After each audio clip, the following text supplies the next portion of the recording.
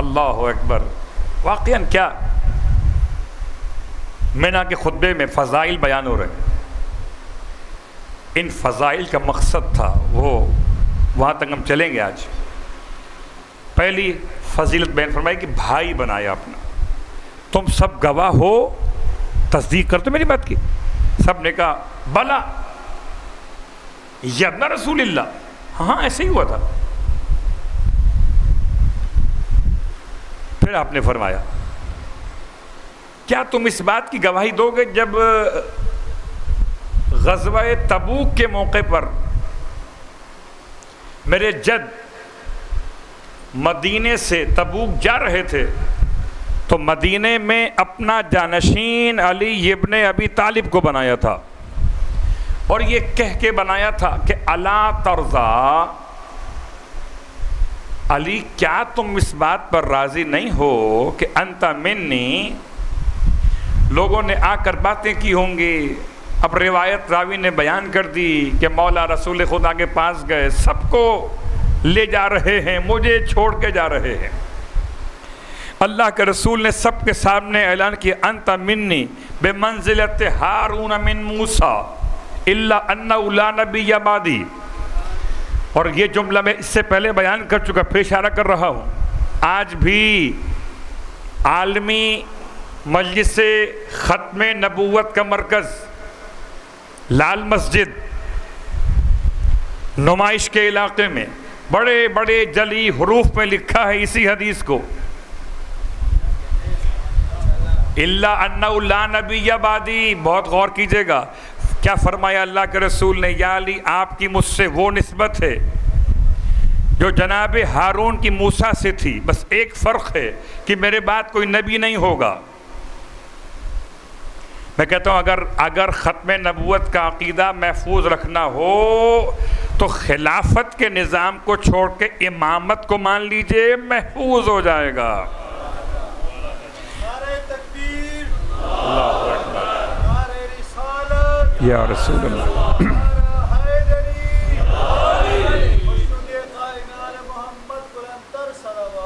اللہم صلی علی محمد وعلی محمد.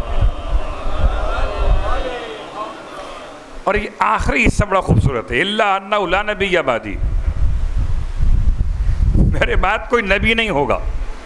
اور جب یہ اعلان کر دیا تو پھر کس کے لیے لے کر آئے تھے وہ جملہ کہ اگر میرے بعد کوئی نبی ہوتا. آپ نے تو معیار بتایا کہ یا علی آپ کی مجھ سے وہ نسبت جو ہارون سے موسیٰ کو تھی, بس فرق ایک ہے کہ میرے بعد کوئی نبی نہیں ہوگا. اللہ اکبر. فضائل آل محمد کے مقابلے میں ایسے فضائل بنائے گئے کہ جن کا سر اور پیر حلوات پڑے محمد والے نہیں ہے.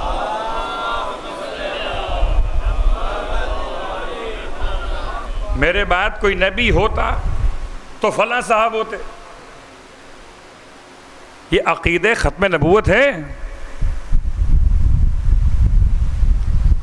یا عقیدہ ختم نبوت ولایت علی ابن ابی طالب. اللہ کے حبیب نے یہ اعلان کیا, مولا حسین نے خطبہ مینا میں کوٹ فرمایا. 2 نمبر 3 سارے اصحاب بیٹھے ہوئے 200 لوگ.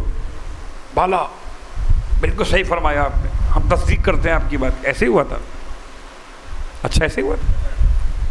پھر فرمایا کیا تم گواہی دو گے کہ میرے جد نے مسجد نبوی میں کھلنے والے سارے دروازے بند کیے.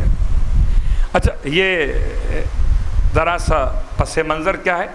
مسجد نبوی ایک چھوٹی سی غریبوں والی مسجد بنی ہے, پیسے نہیں ہیں, اور جتنے پیسے تھے جب جناب ختیجہ کے سب لگ گئے. چھوٹی مسجد کیا مطلب کہ چھت نہیں ہے, کھجوروں کے سوکھے پتے, کھجور کی سوکھی شاخیں لگا دی گئی, اور اطراف کے مکانات کی دیواروں کو مسجد کی دیواروں کے طور پہ لیا گیا. اب جن جن کے مکان کے 2 دروازے تھے ان کو آسانی تھی، ایک دروازہ اس طرف ایک اس طرف. کچھ ایسے بھی تھے جن کا دروازہ ایک ہی تھا اور وہ کھلتا ہی تھا مسجد کی طرف. اب بازار جانا ہو تو یہاں سے جائیں گے، مسجد میں آنا ہو یہاں سے آئیں گے. تو دن بھر آمد و رفت مسجد سے رہتی تھی، چاہے مسجد میں جانا مقصود ہو کہ نہ ہو. ان کے لیے بڑا مشکل تھا یہ فیصلہ کہ انہیں یہ دروازہ بند کرنا تھا اور اگلا دروازہ نکالنا تھا، ورنہ قبلہ دروازہ بند ہو جائے تو نکلیں گے باہر کیسے؟ تو ان کا ڈبل خرچہ ہوا. صلوات پڑھے محمد و آل محمد.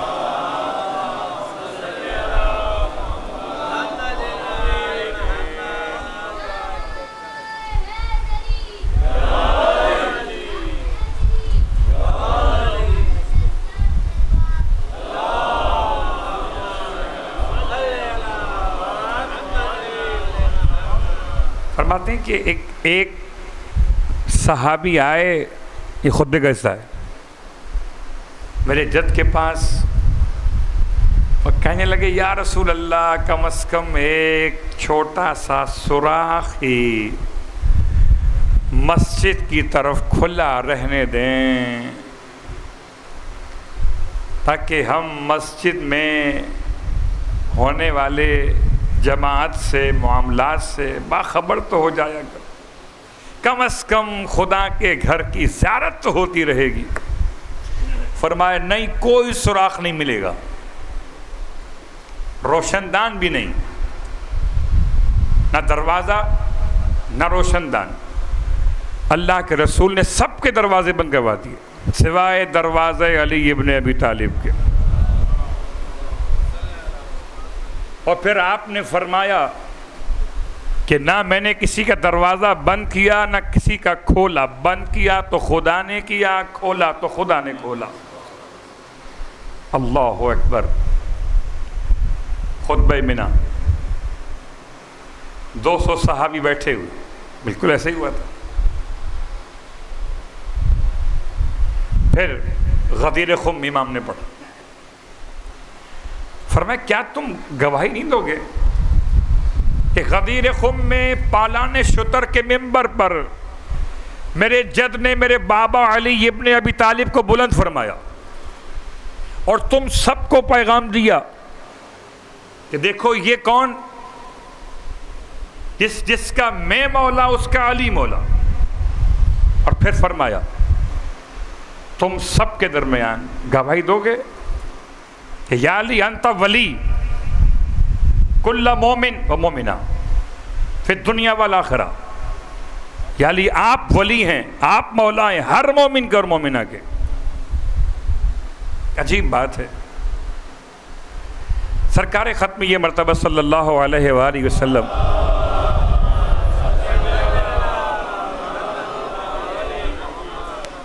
آپ نے جب اعلان ولایت امیر المومنین کیا تب ان صحاب کو شک نہیں ہوا. اس سے پہلے کتنے شک ہوئے تھے، اور ولایت کے اعلان کے بعد یہ کہتے دکھائی دیے بخن بخن یبن ابی طالب، مبارک ہو اے ابو طالب کے بیٹے، آپ ہو گئے میرے مولا اور ہر مومن اور مومنہ کے مولا. یہاں شک نہیں ہوتا. رسالت کے اعلان میں شک تھا، ولایت کے اعلان میں شک نہیں ہے. یا تو مسئلہ شاید یہ تھا کہ حارث بن نعمان فہری پر عذاب آتا ہوا دیکھ کر روسان خطا تھے، تو عافیت اسی میں سمجھیے کہ ابھی تو کہو علی مولا. صلوات پڑھے محمد و آل محمد.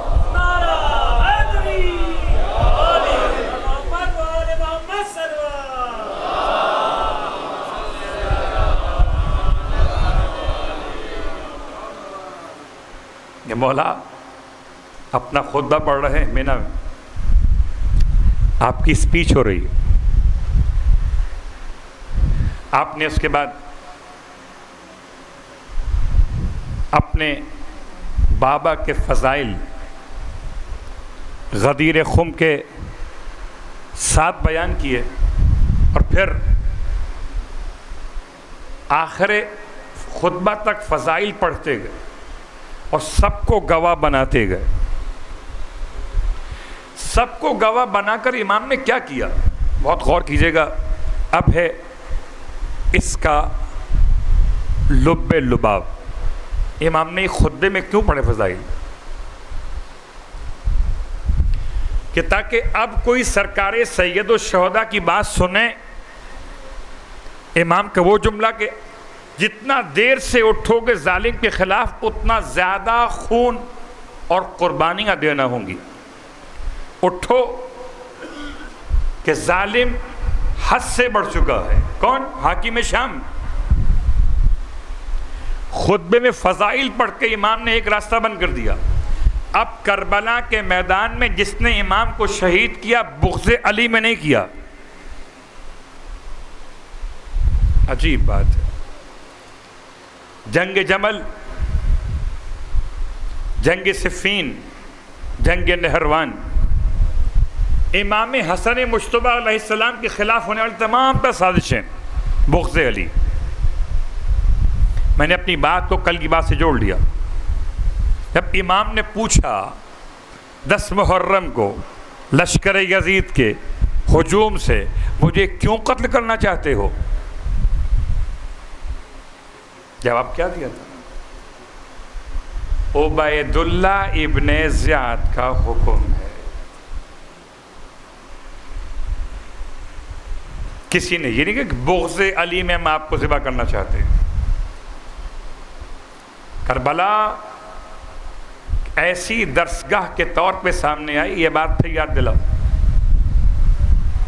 کہ امام حسن مجتبی علیہ السلام کے دور تک آپ کے صلح کی شرائط کی ایک شرط کے عنوان سے کہ دیکھو حکومت کی خیرات ہم تمہیں دیتے ہیں مگر یاد رکھو ممبر سے علی ابن ابی طالب امیر المومنین کے بارے میں سب و شتم نہیں ہوگا.